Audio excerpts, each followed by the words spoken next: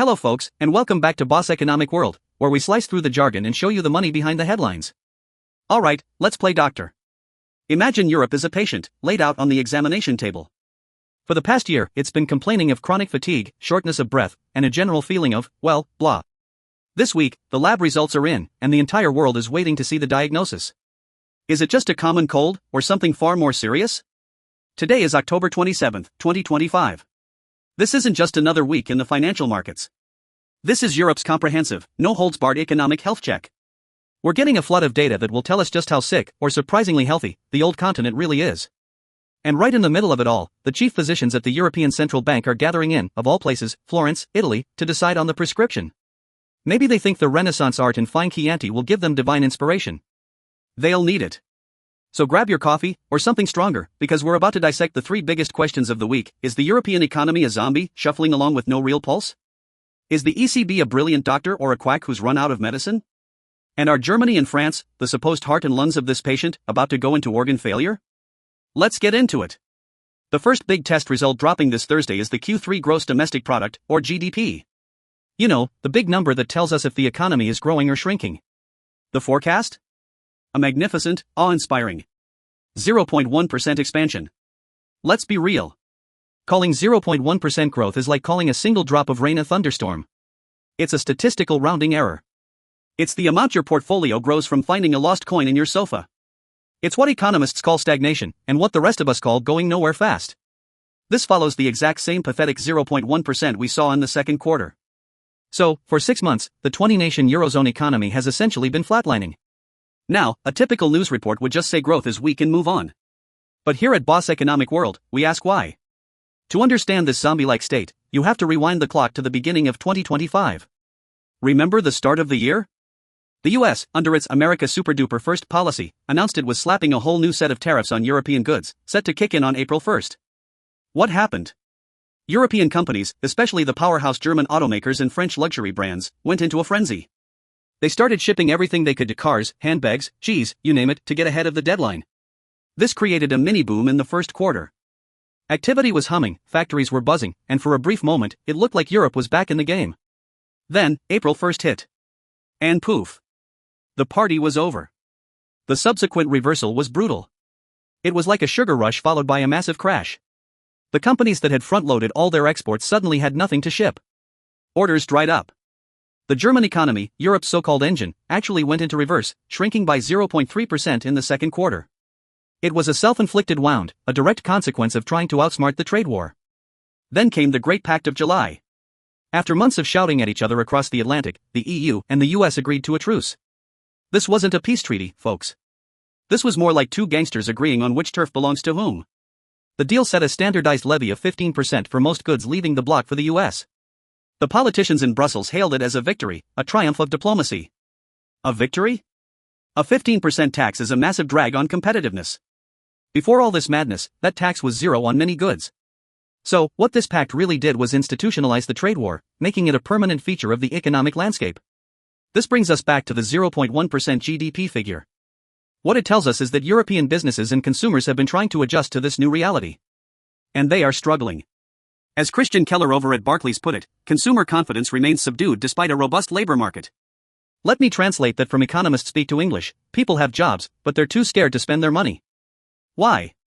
Because they look at the headlines, they see the 15% tariffs, they hear about German factories slowing down, and they think, maybe I'll hold off on buying that new Peugeot or that fancy Italian sofa. When consumers don't consume, the economy doesn't grow. It's that simple. Domestic demand is weak, the big export engine is sputtering thanks to the US, and so the whole system just grinds to a near halt. A zombie economy, shuffling along. So, with the patient's pulse this week, what is the doctor, the European Central Bank, going to do? This Thursday, Christine Lagarde and her crew will meet in Florence. The annual tradition of meeting outside their Frankfurt ivory tower is supposed to symbolize they're in touch with the people. But let's be honest, they could be meeting on the moon and the decision would likely be the same. The overwhelming consensus is that they will do absolutely nothing. Interest rates are expected to stay frozen at 2%. And according to a recent Bloomberg poll, they might stay there for the next 2 years. Now, you might be thinking, wait a minute, boss. The economy is flatlining. Shouldn't they cut rates to stimulate it? Aha! Welcome to the ECB's nightmare. This is what we call being trapped between a rock and a hard place. On one side, you have that zombie-like growth. Cutting rates would, in theory, make it cheaper for businesses to borrow and invest, and for consumers to take out loans, giving the economy a much-needed jolt. But on the other side, you have the ghost of inflation. Remember 2022 and 2023? When inflation was screaming towards 10%? The ECB had to hike rates at a record pace to kill that monster. Now, inflation has come down. The reading for October, which comes out on Friday, is expected to be around 2.1%. For a central bank whose official target is 2%, this is mission accomplished. They're popping the non-alcoholic champagne in Frankfurt. But here's the trap. If they cut rates now to boost growth, they risk that inflation ghost coming back to haunt them. Energy prices are still volatile, supply chains are still messy, and the massive government spending we'll talk about later could add fuel to the fire. If they cut rates and inflation shoots back up to 3% or 4%, they would look like complete fools. They would lose all credibility. So, what do? They can't raise rates, because that would push the zombie economy into a full-blown coma. They're scared to cut rates because of inflation. So they do nothing. They hold rates at 2% and hope. They hope that this is the Goldilocks level, not too hot, not too cold. They hope that, as their own forecasts suggest, the economy will magically pick itself up by the end of the year. This is not a position of strength. This is a position of paralysis. The ECB is like a driver on a treacherous alpine road. There's a cliff face on one side and a sheer drop on the other. The only rational move is to stop the car, get out, and admire the view from Florence while pretending this was the plan all along. And don't forget the bank lending survey. This is the ECB's way of checking if their policy is working. It's like a doctor asking, is the medicine I prescribed actually getting into your bloodstream? The survey tells them if banks are actually willing to lend the money that the ECB is making available. Lately, the signals have been mixed. Banks are cautious. They see the same weak economy we do, and they're not exactly eager to hand out loans to risky ventures. If that survey comes out looking grim, it means the ECB's medicine isn't even reaching the patient. Now let's zoom in on the two most critical organs of our European patient, Germany, the industrial heart, and France, the political lungs. If these two fail, the whole body is in jeopardy. And right now, both are looking seriously unwell. For decades, Germany was the undisputed engine of Europe. Made in Germany was a seal of quality, and its export-driven machine powered the entire continent. Well, folks, that engine has been sputtering for 2 straight years. 2 years of contraction or stagnation. Let that sink in. Why? A perfect storm. Energy shock, the cutoff from cheap Russian gas hit Germany's energy-intensive industries harder than anyone else. They are now stuck with some of the highest energy costs in the developed world.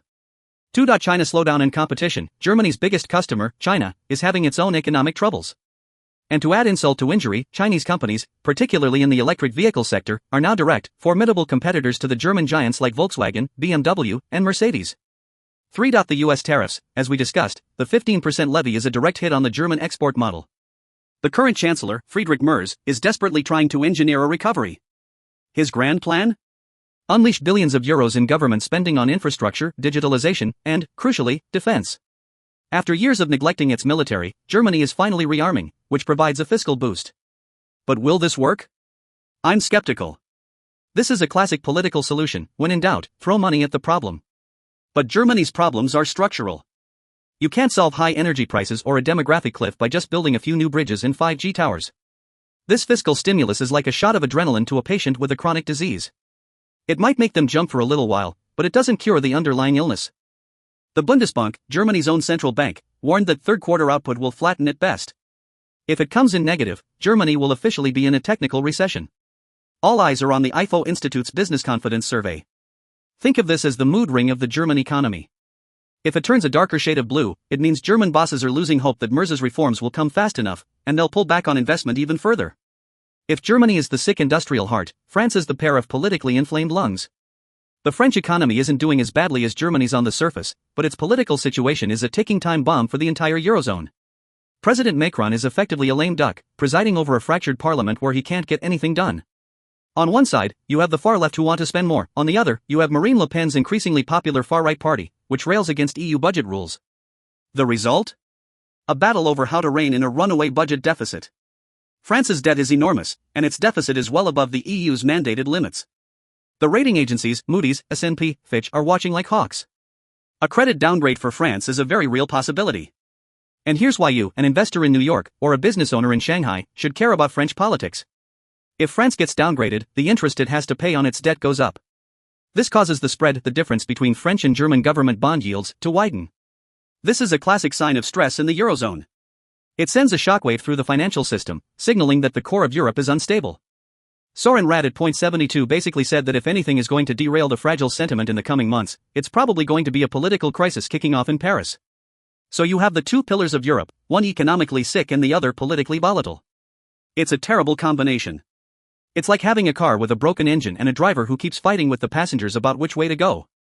So, let's bring it all home. We have a zombie economy at 0.1% growth, a paralyzed central bank stuck at 2% interest rates, a German industrial engine on the fritz, and a French political circus threatening to blow up the budget. And yet, what will be the main headline on Friday? Eurozone inflation dips to 2.1%, ECB target in sight. This is the great illusion. The ECB will declare a partial victory. They'll say, see? We've tamed inflation. Our policy is working. But they've tamed inflation partly because the economy is too weak to generate any price pressure. It's like boasting that you've solved the traffic problem in a city where no one can afford gas to drive their cars. The real danger, as economists like Catherine Neese at PGIM point out, is that inflation might not just hit 2%, but get stuck a little way below 2% in 2026. This is a central banker's worst nightmare. A little bit of inflation is healthy, it erodes the mountain of government debt. But persistent low inflation, or deflation, in a high-debt environment is catastrophic. So here's the full picture the mainstream news might miss. Europe isn't on the verge of a spectacular collapse. It's worse. It's in a state of managed stagnation. It's locked in a low-growth, high-debt trap, with political risks bubbling just beneath the surface. The truce with the US is fragile. The internal tensions between its two biggest members are growing. The diagnosis for our patient, Europe? It's not a common cold. It's a chronic, long-term condition. The doctors at the ECB have stabilized the patient for now, but they have no miracle cure. They're just prescribing rest and hoping for the best.